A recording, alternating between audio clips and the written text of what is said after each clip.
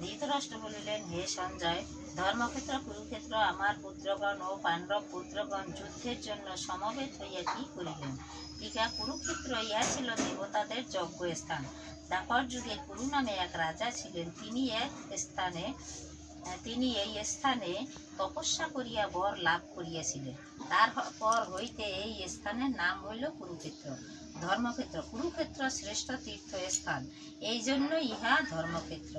সঞ্জয় বলিলেন, তখন রাজা দুর্যোধন পাণ্ডব সৈন্যদিগকে বুভৎকারে সজ্জিত দেখিয়া দ্রোণাচার্যের নিকট গিয়া বলিলেন, গুরুদেব, আপনার ধীমান শিষ্য দ্রুপদ পুত্র কর্তৃক বুহবদ্ধ পাণ্ডবদিগের এই বিশাল সৈন্যদল দেখুন।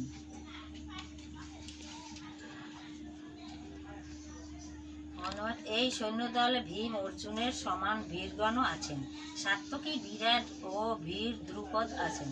এই সৈন্যদলে দৃষ্টকেতু, জেকিতান, ভীর কাশীরাজ, কুন্তিভোজ, কুরুজিৎ, নরশ্রেষ্ঠ সভ্য আছেন। আর আছেন পরাক্রমশালী যুধামন্যা, বীর উত্তম, সুভদ্রার পুত্র অভিমন্যু ও দ্রৌপদীর পুত্রগণ, ইহারা সকলেই বীর।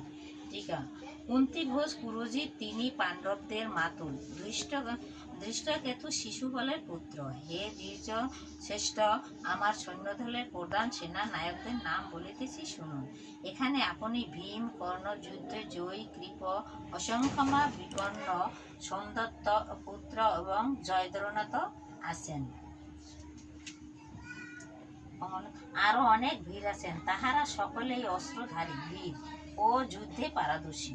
সকলেই আমার জন্য প্রাণ দিতে প্রস্তুত। ভীম কর্তৃক রক্ষিত আমাদের সৈন্য অসংখ্য, আর ভীম কর্তৃক রক্ষিত পাণ্ডবদের সৈন্য অতি স্বল্প। আপনারা সকলে নিজ নিজ বিভাগ অনুসারে গুহ প্রবেশ পথ সমূহে থাকিয়া ভীমকে রক্ষা করুন। তখন কুরু যুদ্ধ পিতামহ ভীম সিংহনাদ করিয়া শঙ্খধ্বনি করিলেন। তাহা শুনিয়া দুর্যোধন আনন্দিত হইলেন।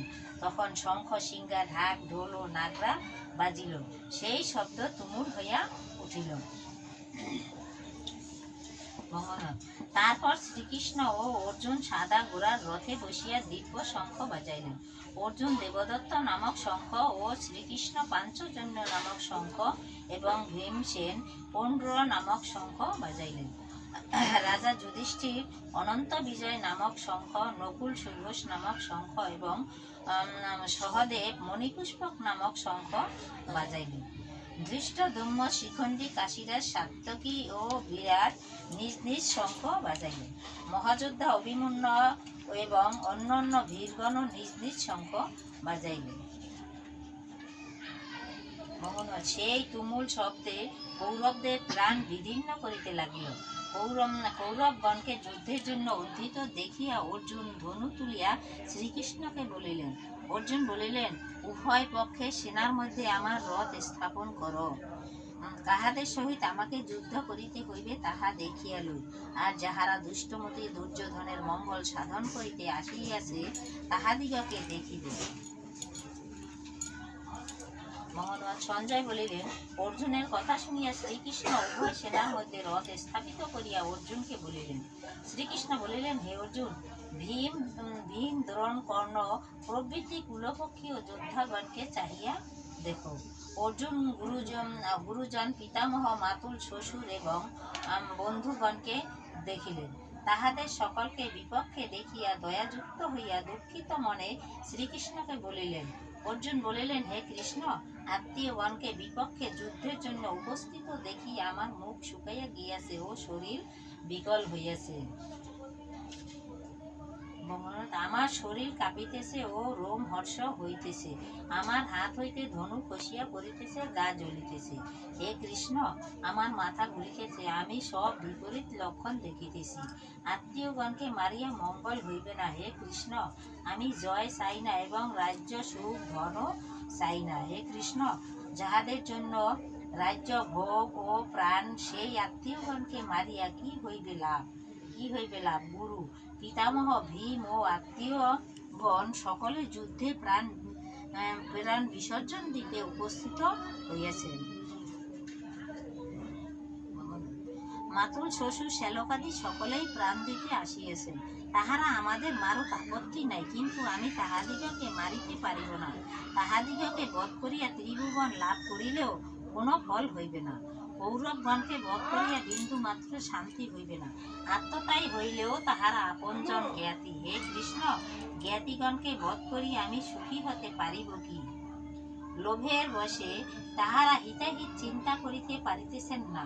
আপন জনের সহিত বিবাদে কুলক্ষয় হয়, কুলক্ষয় হইলে ভীষণ পাপ হয়। হে কৃষ্ণ, আমরাও তো জানি যে এই যুদ্ধে বংশনাশেরই সম্ভাবনা, তবে এই যুদ্ধে বিরত হইব না কেন? বংশ নষ্ট হইলে কুলধর্ম নষ্ট হয়, কুলধর্ম নষ্ট হইলে অধর্ম ঘটে, অধর্ম ঘটিলে কুলনারীগণ চরিত্রহীন হয়, কুলনারীগণ চরিত্রহীন হইলে বর্ণ সংকর জন্মে। ঠিক আছে, বর্ণ সংকর বিভিন্ন বর্ণের স্ত্রী পুরুষের সংযোগে সন্তান উৎপত্তি। বর্ণ সংকরের জন্য কুলনাসীরা ও কুল নরকে যায়। জলপিণ্ডের অভাবে পিতৃপুরুষ নরকে পতিত হয়। বর্ণ সংকর জন্মিলে কুলধর্ম ও জাতিধর্ম নষ্ট হয়, কুলধর্ম নষ্ট হইলে নরকে বাস হয়। হে কৃষ্ণ, ইহাই তো শাস্ত্রের বচন। রাজ্য ও সুখ ভোগের লোভে আমরা মহাপাপ করিতে বসিয়েছি। হে কৃষ্ণ, কৌরবগণ যদি অস্ত্রহীন আমাকে বধ করে, তাহাও মঙ্গলের কারণ হইবে। সঞ্জয় বলিলেন, শোকাকুল হলেন। প্রথম অধ্যায় সারসংক্ষেপ।